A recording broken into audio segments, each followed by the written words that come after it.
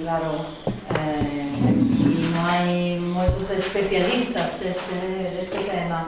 Yo así, para empezar un poquito a abrir un poco o debate, en cuanto que os organizades las vuestras preguntas, simplemente remarcar un poco el tema de la comparación entre estos tres contextos diferentes, Oaxaca, Laos y Galicia.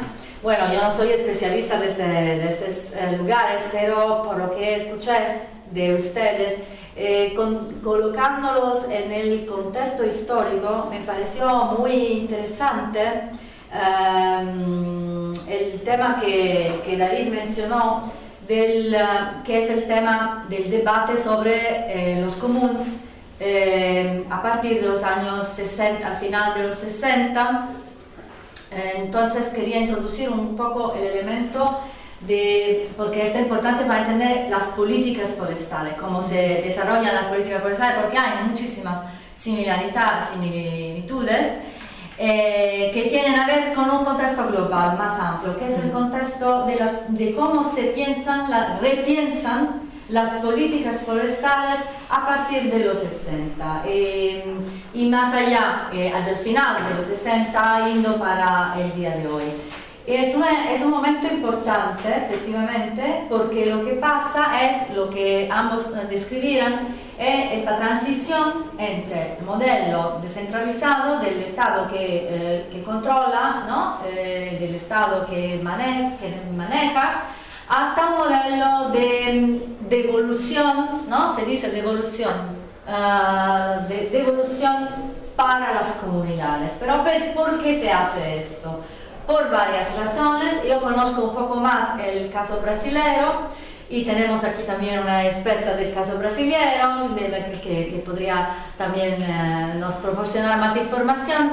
En el caso brasilero esto acontece por una cuestión de luchas, sobre todo de luchas sociales, ¿no? Luchas de los que se llaman povos da floresta, ¿no? Lo que aún realmente viven de los bosques, viven de esto y que no quieren ser expulsados, que no quieren ser desposesados, que quieren volver, efectivamente, no volver, quieren, en el caso brasileño, quieren ser reconocidos como los sujetos que, como decía David, hacen la sustentabilidad con su trabajo. Pero este es el caso brasileño. En otros casos, como por lo que entiendo en el México, es más un proceso que parte de arriba, como también en el Estado español. ¿Por qué se devuelven los bosques a la comunidad? A mí, yo entendí, y aquí esto también es una pregunta para ustedes, se devuelven los bosques porque la gestión, el manejo centralizado no ha funcionado, porque por varias razones no ha funcionado, pero los bosques tienen una importancia en el mercado internacional muy clara, y esto se torna aún más claro en los años de la gran aceleración, del gran crecimiento económico y del gran crecimiento del comercio internacional a partir de los 60, de la segunda posguerra, ¿no? Entonces, los bosques, todos sus recursos se tornan un recurso muy importante para el comercio internacional, y como el manejo centralizado no ha funcionado, se intenta que lo gestionen directamente las comunidades, pero no porque gestionen los bosques para su necesidad, porque lo gestionen para volverlo productivos, ¿no? Para que se produzca para el mercado. Esto me parece muy claro en el caso de México, pero no sé si se aplica en el caso de Galicia. También porque en el Estado español, porque por lo que escuché de ti, esto se hace un poco antes, porque la ley del 68, ¿no? Viene un poco antes de esta ola de la devolución, que es posterior, que es más de los 80 y 90. Entonces aquí se empieza antes. Entonces esto me parecía interesante, ¿no? Bueno, todo esto un poco para introducir por qué estamos hablando de estos casos, porque tienen relevancia, porque nos proporcionan informaciones más detalladas, territorializadas sobre un proceso histórico de larga duración que lleva todo el periodo bueno, aquí enfocamos un poco en el periodo del posguerra, ¿no? También por cuestiones comparativas, que es este largo proceso histórico del retorno de lo común. Pero ¿por qué retorna este común? ¿En qué forma? ¿Y con qué resultado en términos de conservación de los bosques y de conservación de la biodiversidad? Porque esta también es otra grande pregunta. ¿Todo esto ha funcionado en términos de conservación de la biodiversidad? Si no tuviese volvido en lo común, ¿cómo estaríamos hoy en términos de pérdida de bosques y pérdida de biodiversidad? Bueno, no lo podemos saber, pero con base en lo que pasaba y también con base en lo que pasa porque no todos los bosques están devolvidos, ¿no? Entonces, con base en lo que pasa en los territorios, en los bosques privatizados o que están manejados de otra forma, comparativamente, tenemos elementos también para trazar un balance del resultado en términos de impacto ambiental, de impacto de conservación del manejo forestal comunitario. Bueno, esta es mi pregunta muy, muy larga, muy imposible de contestar, pero sí, más que una pregunta a ustedes, es mi curiosidad, ¿no? Es la pregunta que tengo yo también, que con mi propia investigación también me gustaría, ¿no?, responder a esta pregunta. Pero ahora abrimos para las preguntas de todas las personas que aquí están. Sí. Violeta, me gustaría primero preguntarte a ti, bueno, gracias por la presentación, ha sido muy interesante. Me interesaba esta cuestión que comentabas del conflicto, ¿no?, del conflicto que hay en las comunidades, y creo que un poco lo mencionas, pero no sé, me gustaría saber, porque en otros casos sí que sucede, si hay en esta relación de las comunidades con el Estado, ¿no?, si hay alguna entidad o alguna institución del Estado que realice algún tipo de mediación, ¿no?, en estos conflictos. Y bueno, si podrías contar un poco. Y luego, siguiendo con esta relación del Estado y las comunidades campesinas, una cosa que a mí siempre me interesa mucho es cuál es la visión del Estado que tienen esos campesinos y cuál es la relación que hay entre estas comunidades campesinas y el Estado. Un poco, si pudieses contar un poco más sobre esto. Y de momento, para no lo dejo aquí. Gracias, Viviana. Yo juntaría unas como 2 o 3 preguntas antes de concluir con las respuestas, ¿no? Tengo una pregunta conectada. Sí. Sí. Okay. Vamos a intentar en castellano. Me interesa mucho el razonamiento sobre la relación entre políticas neoliberales, retirada del Estado y gestión comunal. La cuestión para mí es cuál puede ser la relación entre la comunidad autónoma y el Estado. Debemos derivar el Estado, tornar el Estado, o tomar el Estado o comprometemos con el Estado. Porque esto credo che è una questione politica, è una cosa a David, io diría, primero la tierra, aquí la trabaja y luego hablamos de la sostenibilidad. Porque definir qué es sostenible es una cuestión de poder. Es lo mismo. Es lo mismo. Es lo mismo, la tierra y la sustentabilidad es lo mismo. Bueno. Debería ser lo mismo. David. Sí, eu tiña tamén un comentario, formulo en galego e podo aclarar despois calquera cousa así, porque é pouco xeral para as súas presentacións e ten que ver, por eso aproveito a formular agora, porque máis ou menos xa apareceu nestas dúas anteriores, porque creo que esa relación entre o Estado e o mercado, pero sobre todo o Estado e o común e as comunidades, como que emerxeron nas dúas presentacións, non? Nun caso unha revisión histórica máis de tempo longo e noutro caso, pois, nesa conclusión que me parece moi relevante, de repensar na actualidade as relacións entre o Estado e o común. E eu estaba pensando nese momento que, claro, a partir destas leis do 68, no caso galego, que é o que coñezo un pouco, e 80, que se xera unha especie de coxestión en termos ou comanexo, que se utiliza un pouco, pero que en realidad non é, porque o Estado toma decisións e as comunidades poñen a terra, unha vez que hai a devolución, poñen a terra para eses usos que se siguen desenvolvendo neses espazos, e hai un reparto de beneficios, pero na práctica, e que na actualidade, e desto podría falar tamén o vídeo, moitas das comunidades máis activas na actualidade, como é o caso de Baroña, están desconveniadas coa administración. Non en todos os casos, é dicir, hai comunidades desconveniadas coa administración e que a lógica é, pois, ter outro reparto, funcionar de outra maneira tamén en relación co mercado, pero en moitos casos é así, non?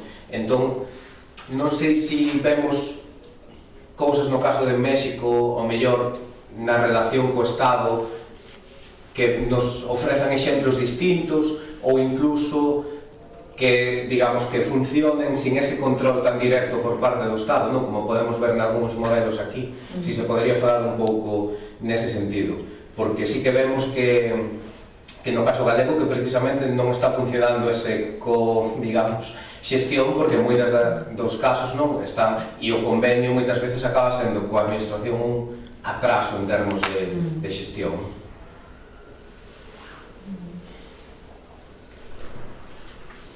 Alumnado, pasa. Sí, puedo, pero la primera pregunta es una pregunta por mi curiosidad, porque soy italiano y para un trabajo de fin de TFM, ¿se puede hacer una conexión después de lo que hemos hablado del caso en México, en Galicia? ¿Se puede hacer una conexión con Italia? Por lo mismo tema, ¿sí? Y, ¿cómo decir? ¿Qué pasó en Italia desde el mismo punto de vista? Si ha pasado, no sé. Sí. Bueno, eu teño unha pregunta para cada un de vos. En primeiro lugar, para David, que é un pouco máis concreta, é sobre o proceso de desaparición das estivadas ou a disminución do seu uso. E gustaríame saber se foi polo proceso de industrialización ou abandono do mundo rural ou se houve alguna política concreta que as prohibía ou regulara. E, bueno, despois para Violeta, isto igual se escapa un pouco de tu tema de estudio, pero es por curiosidad, y es si estudiaste la realidad de Laos en relación con el sudeste asiático, por saber si es un caso aislado o si en el resto de países también hay una inexistencia del uso de los monitores comunitarios. Yo también tenía una pregunta muy puntual para David sobre el último tema, que la conclusión, digamos, de tu presentación, porque mi curiosidad es qué relevancia tienen los montes y los bosques en la economía local de esas comunidad, porque me pareció que comparativamente con el caso de Violeta, porque el gran tema aquí que no hemos hablado, que Violeta nos ha hablado, que está mucho en su artículo, pero aquí no estaba centralizado, pero a mí me parece el gran tema es el tema de la violencia, ¿no? Que todo estas devoluciones de bosque, en el caso de Oaxaca, se han alimentado un gran número de conflictos muy violentos. Pero ¿por qué pasa esto? Porque, por un lado, lo que he entendido, hay una entrada de fuerza del mercado, ¿no? Entonces, este recurso ya no son por la subsistencia local, pero ya tienen una importancia económica muy grande, ¿no? Entonces, también esto se relaciona con el tema del crimen organizado, la intervención del crimen organizado. Pero aquí esto en Galicia creo que no pasa, o pasa. Esto, ¿no? Este nivel de violencia que pasa en el México, con muertos, con conflictos armados, con comunidades armadas, ¿no? Esto me parecía... entonces, comparativamente me interesaba esta diferencia, pero para entenderla me preguntaba si por acaso no sería la respuesta que aquí quizás los montes ya no tienen esta relevancia tan grande del punto de vista de la economía de esas comunidades, o sí. Espera. Se não há outra... sim. Tem uma simples. Eu fiquei só uma curiosidade para a Violeta, com relação a esses espaços comunitários. Qual é a garantia da terra, por exemplo, no Brasil, a resposta das lutas que ocorreram nos anos 80, criou-se uma área que são as reservas extrativistas, o que garantem a terra, muito embora a luta pela terra ainda existe, porque elas são disputadas, seja a própria terra em si, mas muitas vezes impactos ao redor de grandes empreendimentos que afetam a sustentabilidade, o acesso ao território de toda forma. Mas eu fiquei com uma outra questão com relação a esse câmbio, quando o Estado descentraliza e a gestão passa para as comunidades. Como se dá isso? Porque qual é realmente o papel... como se diz? Como eles podem decidir o que eles querem? Porque no Brasil, por exemplo, muitos dos manejos que eram tradicionais, eles hoje em dia têm o teto da lei. Então, se a comunidade decide retornar um manejo tradicional, seja da terra, da pescado, o que seja, se ele está contrário à lei, mesmo que tenha sido decidido coletivamente, não pode ser implementado porque bate na Procuradoria da República e fala isso é ilegal. Então, quando a gente diz que é coletivo, que a decisão é da comunidade, como autônoma é a comunidade. Essa é Yo tengo una pregunta a Violeta. Si las comunidades que tú estudiaste podrían participar en la creación de una política ambiental sostenible, ¿cuáles serían sus necesidades y qué restricciones pondrían? Y si se puede adoptar una política ambiental sostenible dentro de una lógica neoliberal. Bueno, son grandes preguntas. Sí, pero hace falta, ¿no? 3 viraron 5, 10. Igual podríamos empezar a contestar, pero si no se nos van a olvidar. Sí, exacto, por eso, es lo que decía. Vamos a empezar a contestar y después abrimos más una ronda. Última pregunta, si puedo, a la profesora Violeta, acerca del caso del México. Si he entendido bien, nos dijo que es muy importante la relación entre el Estado mexicano con los campesinos y porque es muy difícil que los estados mexicanos y los campesinos, si he entendido bien,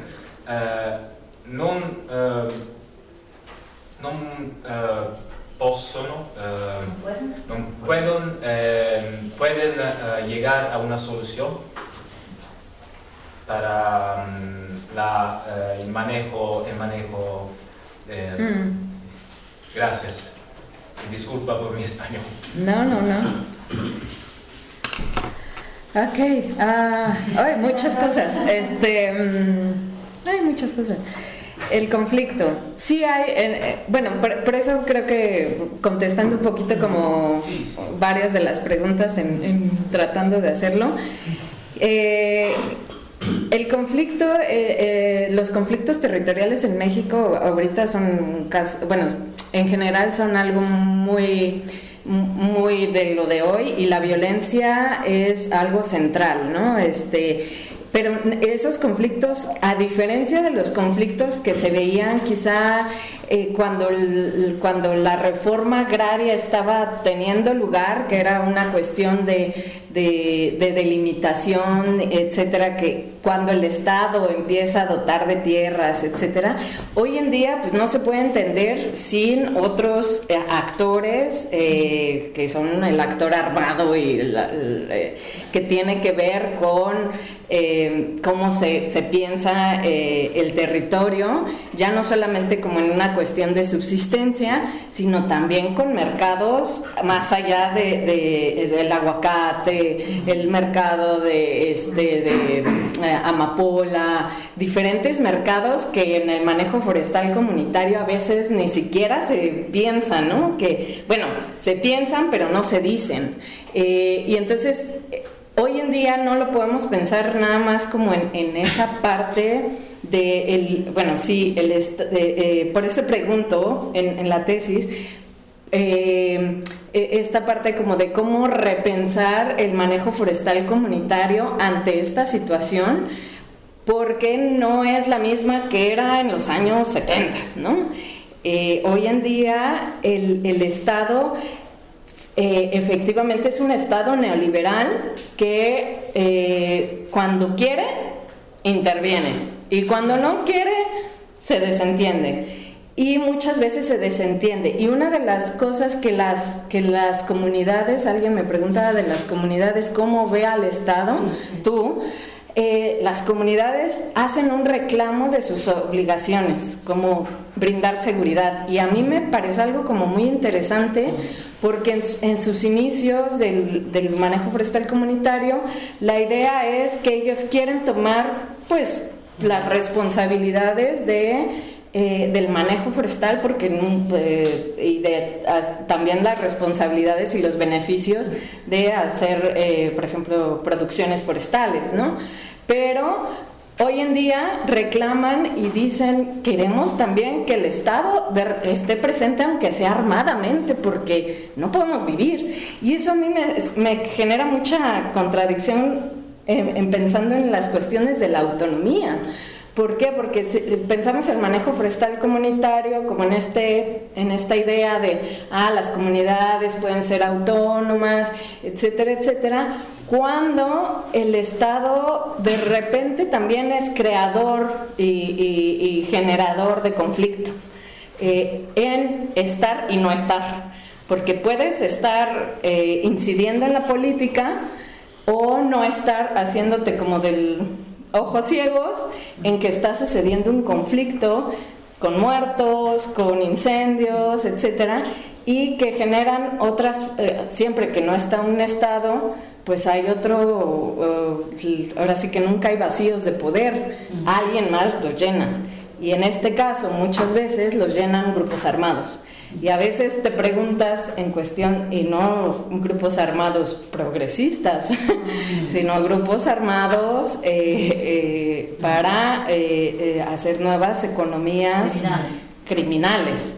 Entonces, en ese sentido, las comunidades, incluso por ejemplo las comunidades zapatistas hoy en día ampliamente dicen no al militarismo, pero están en una emergencia de cuestión de seguridad.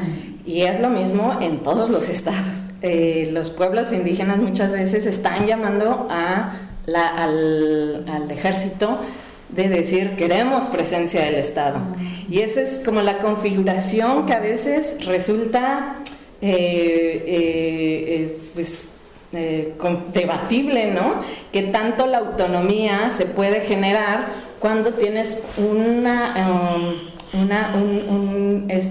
Estado criminal, si lo puedo decir así, o un Estado que está generando, o de repente se blinda los ojos de que no hay nada. Entonces, en ese sentido, creo que muchas de las comunidades, si uno de sus reclamos es que el Estado brinde sus funciones básicas es precisamente esa, la función de la seguridad, y ya no se diga como del desarrollo de salud o cuestiones de educación, que es donde ellas han generado muchos procesos, ¿no? Pero que las hacen mucho más dependientes de sus bosques, lo que mencionaba sí, y que precisamente pues me parece que de ahí es porque surge tanto el conflicto. Cuando tú eres tan dependiente de una parte del bosque, pues claro que te quieres que eso no te lo quiten, ¿no? Que eso no te lo vayan a quitar otro actor, ya sea la comunidad vecina o sea un actor externo a las comunidades vecinas, porque también lo hay dentro.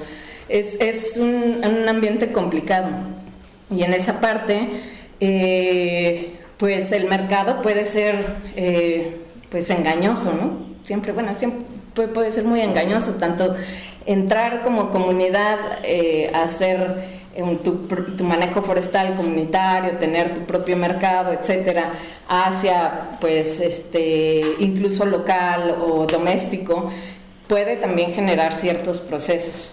Y lo mismo se ha discutido con los procesos del mercado de los carbonos, ¿no? Que tanto genera competencia, por ejemplo, de realmente entre las comunidades, o puede generar competencia entre las comunidades y decir quiénes sí y quiénes no están cuidando los bosques, ¿no? Entonces, como en esta parte me parece que es muy importante pensarlo como en eso. Y sí, en la parte del sudeste asiático, el sudeste asiático es un poquito como, es interesante porque Laos es un país muy pobre. Hasta el 2022 salió como que está muy influenciado tanto por Vietnam, por Tailandia y por China. Son economías muy grandes en comparación con Laos, pero que también tienen, y ahí sí como una política distinta, y son geopolíticamente muy importantes para el desarrollo de economía de Laos. Y hoy en día China y Vietnam principalmente están teniendo como muchas inversiones, por ejemplo, para cassava, para maíz, y para también como muchos presas. Hay ahorita como en esta idea del desarrollo, ¿no? Que bueno, que eso es lo debatible en Laos, que el desarrollo pensado como neoliberalmente viene a ser una parte como muy de hacer muchísimas presas, muchísimas plantaciones de caucho, etcétera, en una idea de salir, por ejemplo, del desarrollo del low economy, ¿no?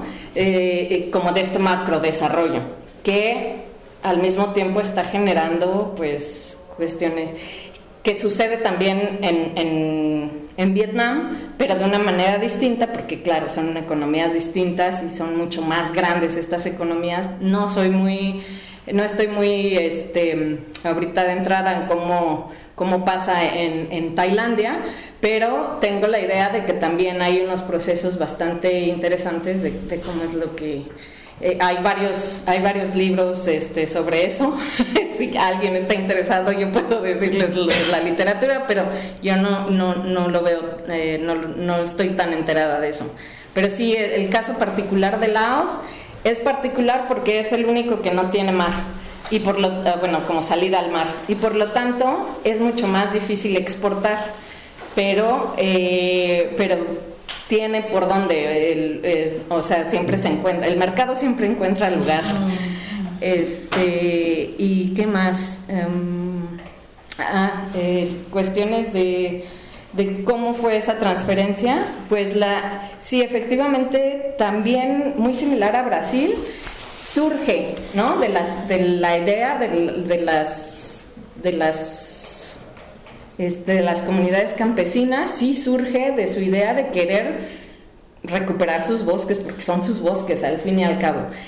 Pero lo que yo planteo es un poco como que el Estado no es, en general, como los estados, no dicen, ay, sí, claro, vamos todos a participar por querer, ¿no? Porque es pérdida de control, sino surge en un momento en el que el neoliberalismo entra muy fuerte en México.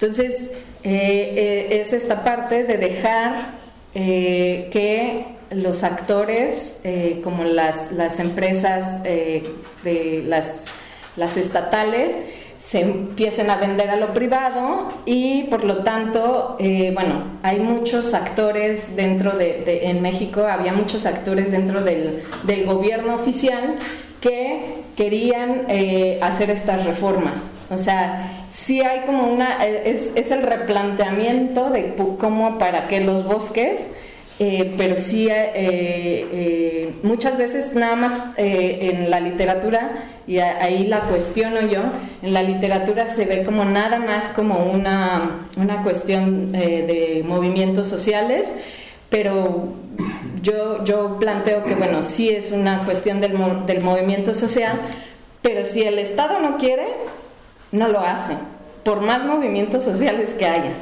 y lo hace por una razón, y esa razón es una razón neoliberal. En ese momento lo hicieron por eso, ¿no? Para mí ese es mi argumento, digamos, que si el Estado, muchas veces tienes movimientos sociales, y si el Estado no quiere, pues no lo hace, que es lo que ahorita, por ejemplo, en Laos estoy viendo, ¿no? Si el Estado no tiene una dirección hacia hacer algo, pues lo desvía, ¿no? O hace otra narrativa a través de eso. Entonces, para mí, sí, los movimientos sociales son importantes, pero siempre hay que entender por qué el Estado sí deja o no deja. Entonces, ahí está. Ya, no, en el caso, disculpa, solo una pequeña introducción, en el caso de la Amazonía fue la convergencia entre las rutas sociales, pero también la atención de la opinión pública internacional para el rol de la Amazonía en la crisis climática, la crisis, y entonces, claro, esta convergencia también entraron actores internacionales, grandes ONG ambientalistas internacionales que también entraron, ¿no? Y también la academia brasileña también entró en la discusión, entonces hubo una presión efectivamente de una convergencia de varias fuerzas. Exacto, sí. Ya, yo creo. Bueno, voy a intentar, porque creo que bastantes cuestiones en realidad están articulando sobre a mesma cuestión, o mesmo debate, pero empezo coa cuestión coa que iniciaba Estefania, a cuestión da devolución da propiedade colectiva en Galicia e a retirada do Estado. Claro, eu creo que isto introduce algúns elementos de comparación interesante. Claro, efectivamente, a devolución aquí sucede antes, digamos, da explosión neoliberal, sucede antes da retirada do Estado, e de feito hai que entender a devolución nun contexto moi concreto, que o contexto, o sea, a reforestación en Galicia está ligada ás políticas autárquicas que duran en España ata finais da década dos 50, no resto dos países europeos coa liquidación a primeira liquidación do fascismo despois de 1945 se anulan, ¿no? E un dos elementos centrais das políticas autárquicas en España era a consecución, nas súas propias palabras, como ten explicado moi ben Eduardo Rico, conseguir a autarquía celulósica, que é unha cousa xa solamente a expresión, a autarquía celulósica. Claro, es decir, o proxecto que logo vai dar lugar a ENCE ou a celulosa en Huelva, é dicir, está ligado a isto, pero hai unha parte fundamental é ser autosuficientes en madeira, porque a celulosa é un elemento central da produción industrial. Entonces, cando se produce a devolución non se produce pola retirada do Estado. A devolución se produce porque os propios enxeñeiros forestais, que están plenamente identificados co proxecto autárquico da dictadura e co proxecto da autarquía celulósica, de feito están nos proxectos de creación de varias fábricas de celulosa, ven peligrar o proxecto repoblador polo conflicto, pola oposición campesina. Entonces, o gran artífice da lei do 68, que é un enxeñeiro forestal, José Luis Montero de Burgos, que fora enxeñeiro do distrito de Lugo, que é Lugo, Ourense, fora enxeñeiro forestal duns dos sitios en Galicia, e logo ten un papel director a escala estatal no patrimonio forestal. É el que impulsa a lei de montes vecinais e ele lo di claramente. Claro, non só fixemos cos concellos, porque os concellos era que había que poner unha cosa xerárquica do Estado, de arriba a baixo, te ordena que fagas isto, tal. Dice, me da igual. Dice, me da igual xestionar o forestal con concellos ou con comunidades. A xestión é miña, porque o objetivo non é devolverlle a xestión, é devolverlle a propiedade. Entón, lle devolvo a propiedade, sigo xestionando o forestal, pero como le doy unha parte de los beneficios, xa están contentos e non van a protestar. Ese é o proxecto que hai. E efectivamente, a partir de aí se manteñen un montón de, primeiro, consorcios, que é a figura xurídica que se firma para facer a repoblación, logo convenios, que é unha figura que sigue existindo hoxe. Entón, efectivamente, como sinalaba David, logo moitos destes convenios se van a ir revertindo e va a pasar a xestión a máis das comunidades, pero isto nun proceso posterior. No inicio, o proxecto é devolvemos a propiedade porque é a forma que temos de asegurar o proxecto repoblador e a autarquía celulósica. Vale? Logo, e de feito, eles teñen moi claro, porque hai unha pelea dentro do réxime, que o réxime dictatorial non é monolítico, hai unha pelea entre os intereses forestais e os intereses gandeiros, que ganan os forestais. Pero hai unha pelea entre os intereses forestais e os gandeiros. Entonces, esta é un poquito a cuestión. E claro, logo efectivamente isto pasa que empeza a haber unha retirada do Estado, porque o proxecto ultraliberal é global. Pero eu discutiría isto un pouco, porque en realidad o Estado se retira, pero non se retira.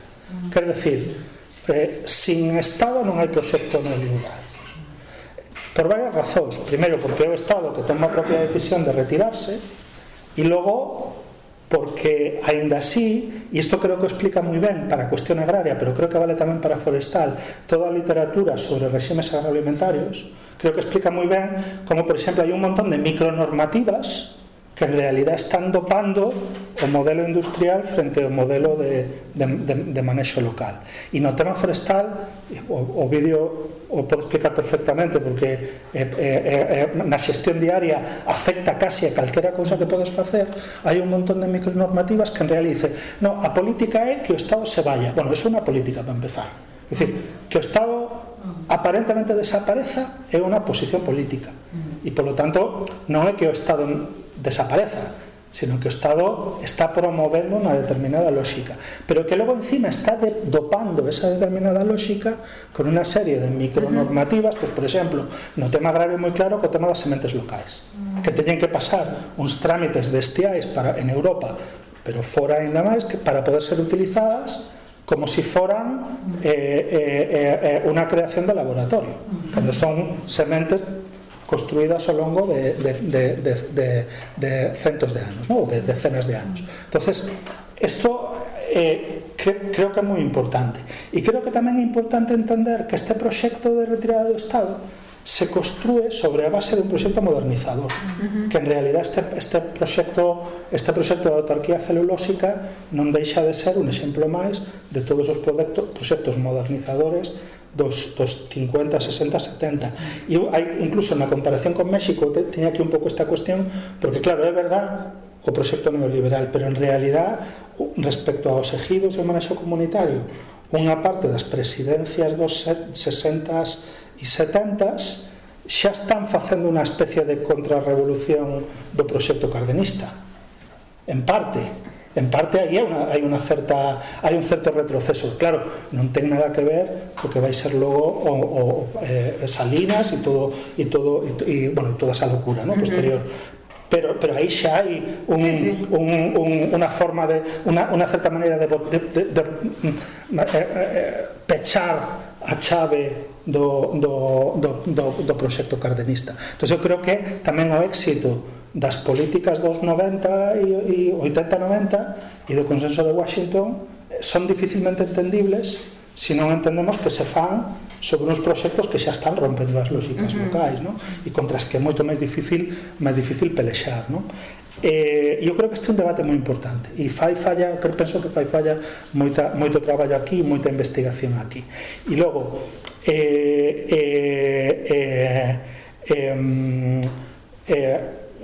outras cuestións que en realidad tamén están relacionadas. Violencias, sí, claro que hai violencia. Hai violencia na repoblación, con mortos, hai violencia moita na devolución, violencia contra os que piden a devolución e protestas, pues como son as protestas campesiñas, son protestas sin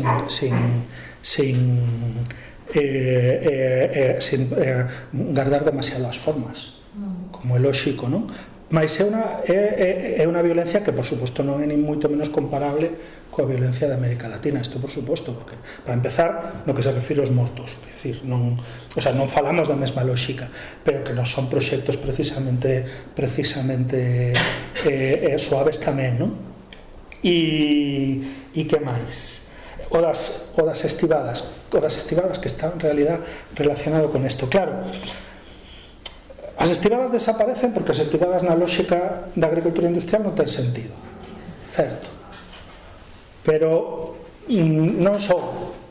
Claro, a explicación de que as estivadas desaparezan é que efectivamente as rozas non teñen sentido nesa lógica, digamos, de agricultura industrial, na que ademais, para asegurar o teu consumo, como a propio desenvolvemento da globalización fai moito máis fácil, digamos, a especialización e aí xa deixa de ter sentido. Pero en realidad o proceso de desaparición das estivadas, que viven unha revitalización importante, según nos di Buller, ainda que isto está por estudar ben, despois da Guerra Civil, nos anos da fame, digamos, hai como hai sitios onde houbera unha certa regresión das estivadas, se volven outra vez a realizar, pero claro, xa a partir de finais dos 40 as estivadas son completamente incompatibles co proxecto repoblador. Entonces, no que nos montes comunais que están sendo repoblados, claro que van a ser perseguidas igual que é perseguido o manexo gandeiro nos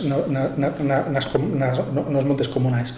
E claro, eso axuda evidentemente a súa desaparición posterior, igual que axuda a que se persiga o manexo gandeiro, que logo a especialización gandeira vaya nunha dirección, non? E isto de novo creo que máis ou menos respostei a todo. Se hai algo que non me recordades, que son moitas preguntas,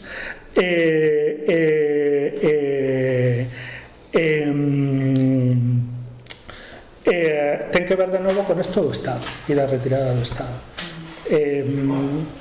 Eu creo que cando falamos de autonomía campesina e cando falamos o Estado non ten por que ir en contra da autonomía campesina, como non o é o Estado cardenista, por exemplo, moitos outros estados contemporáneos. Depende de que Estado estamos a falar, depende de que políticas, depende de que sobre todo cando falamos de sustentabilidade. E isto vai con algún comentario que agora non recordo, unha pregunta que había, decía se é posible a sustentabilidade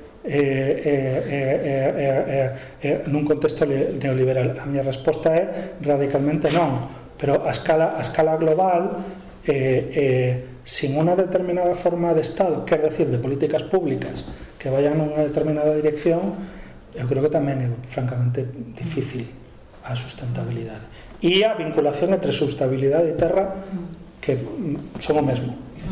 Sin terra non hai sustentabilidade, e sin sustentabilidade non hai terra.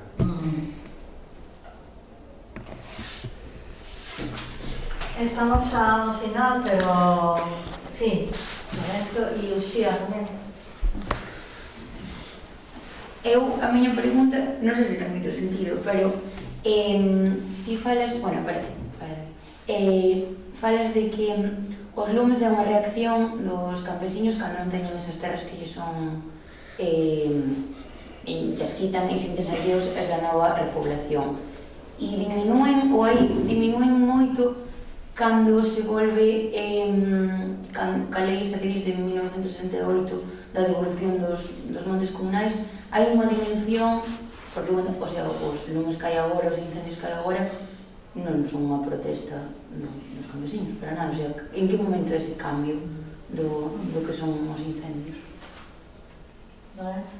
Sí, bueno, muchas gracias a los dos, interesantísimo Violeta, porque nos permite pensar a un nivel global, ¿no? Y en ese sentido una pregunta para ti, luego tengo otra para David. A ver, México, después de la revolución, Laos, un estado autoritario, resto do socialismo real, ¿no? Y a dictadura española.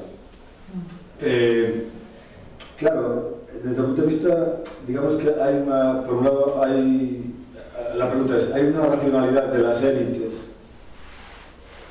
económicas, políticas, en cualquiera de sus versiones, y por otro lado una racionalidad de las comunidades que se manifiesta a lo largo del tiempo? Y desde ese punto de vista, claro, una pregunta que se me ocurría escuchándote a ti y que siempre, bueno, ¿deforestar es negativo?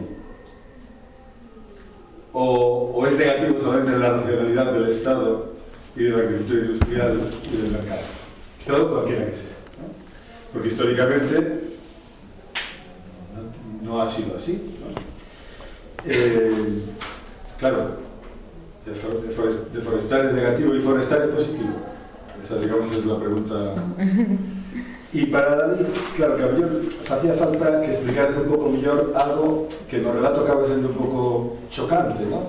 E que sempre repetimos, bueno, ti, Balboa, que a idea de que o que fai a lei do 68, despois de ter que actuar o Tribunal Supremo e despois de ter que asumir que o patrimonio forestal do Estado non pode facer o que quere facer, despois de 25 anos, aquelo non funciona. Entonces, de alguna forma, hay que pactar con las comunidades. Claro, pero, y de ahí sale un modelo que es parecido al que tenemos hoy, ¿no? Pero hablar de democratizar, ¿no? De un modelo democratizador en plena dictadura es tan chocante que conviene explicarlo. Yo entiendo qué quieres decir, ¿no? Pero a lo mejor los estudiantes no lo entienden tan bien. Esa era. Empezo polo final porque é moi simple, é que a lei do 68 non democratiza. A lei do 68 que fai é recrear unha comunidade que nunca existiu, que aparentemente ten un funcionamento democrático, o cal non quere decir democratizar. Ollo, quero dicir, son cousas distintas. Pero esto nos llevaría a una discusión sobre qué es democracia que sería muy interesante desde el punto de vista comunitario, pero que yo creo que nos lleva a otra cuestión. A ver, o tema dos incendios, tes toda a razón. É dicir, no, os incendios non están provocados, e a pregunta ten todo sentido porque además me permite aclararlo porque é moi importante. No, os incendios non son culpa dos veciños que protestan. Digo que no momento no que se produce a proceso repoblador, unha resposta campesiña é o incendio. Pero naquel momento os incendios aínda non son un problema gordo. De feito, se ve a serie histórica, ata o ano 74 non empezan os incendios a ser un problema. Antes son minoritarios. E logo, pero isto é moi importante, e esta pregunta é central, porque evidentemente sigue habendo incendios como protesta durante moito tempo, porque o proceso de devolución non é inmediato, é dicir, a lei do 68 non devolve automáticamente os montes. De feito, non era o seu obxectivo. O obxectivo de Montero de Burgos, do que falaba antes, era devolver as comunidades donde el tivera problemas, que eran en Ourense e sur de Lugo.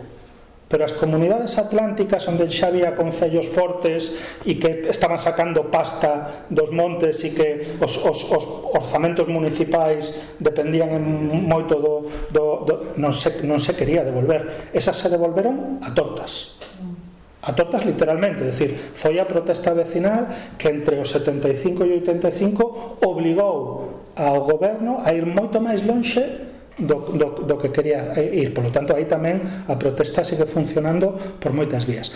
Pero isto é importante porque o que nos atopamos unha vez que aparece o incendio como problema, anos 74-75 ata hoxe, cando ti escoitas o debate público sobre o tema dos incendios, sistemáticamente te atopas co seguinte: o debate público se centra nas microcausas, é dicir, quen e por que plantou lume, e iso é irrelevante.